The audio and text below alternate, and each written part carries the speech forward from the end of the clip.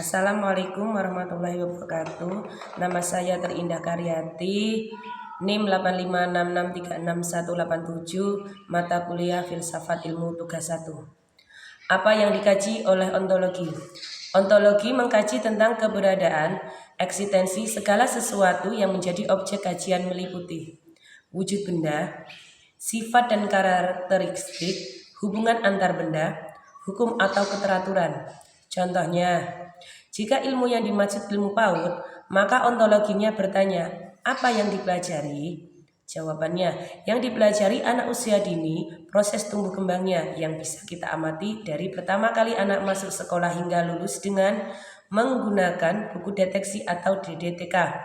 Yang kedua, perilaku anak usia dini dapat kita amati setiap hari, meliputi sikap, kediksi, perilaku, kemandirian, sosial emosional, dan lain-lain. Hakikat realitas menurut ontologi.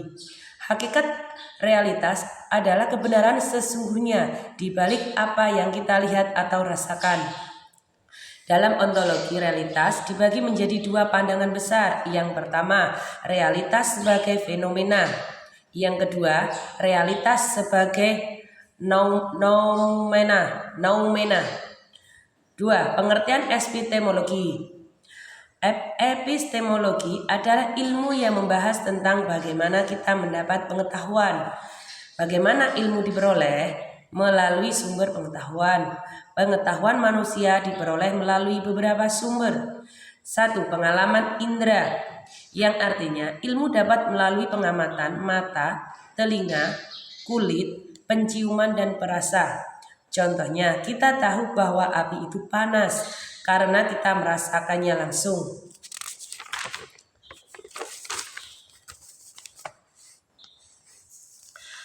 Akal budi.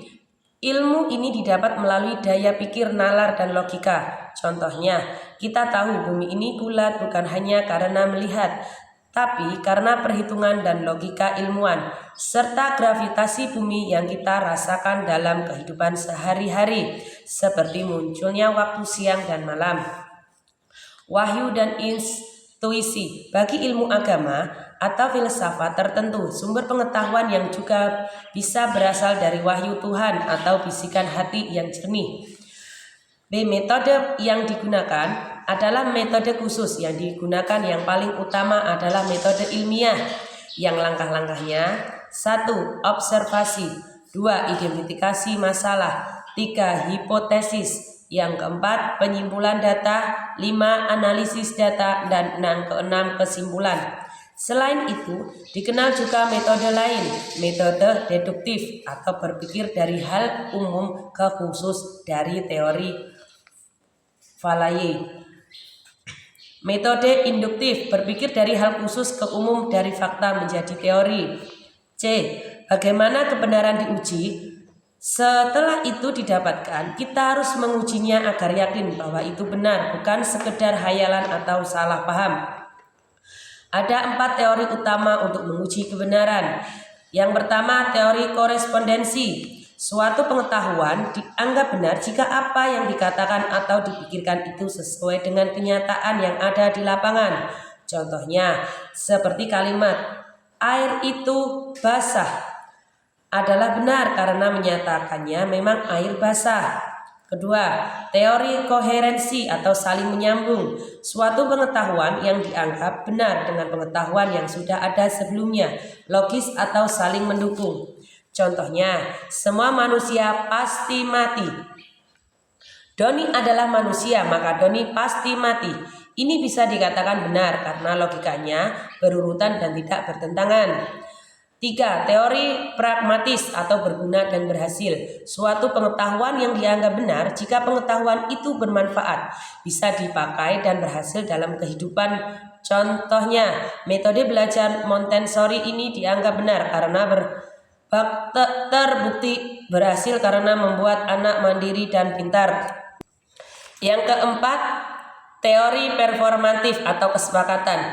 Kebenaran didasarkan pada kesempatan bersama atau pendapat para ahli yang diakui kebenarannya pada masa itu. 3. Aksiologi.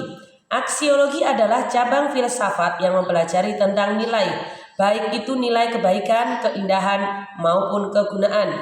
Nilai dalam aksiologi, nilai adalah sesuatu yang dianggap berharga, penting dan menjadi dasar bagi seseorang untuk bertindak atau mengambil keputusan. Dalam aksiologi, nilai dibagi menjadi 4, yaitu nilai etika, nilai estetika, nilai kegunaan, dan nilai religius.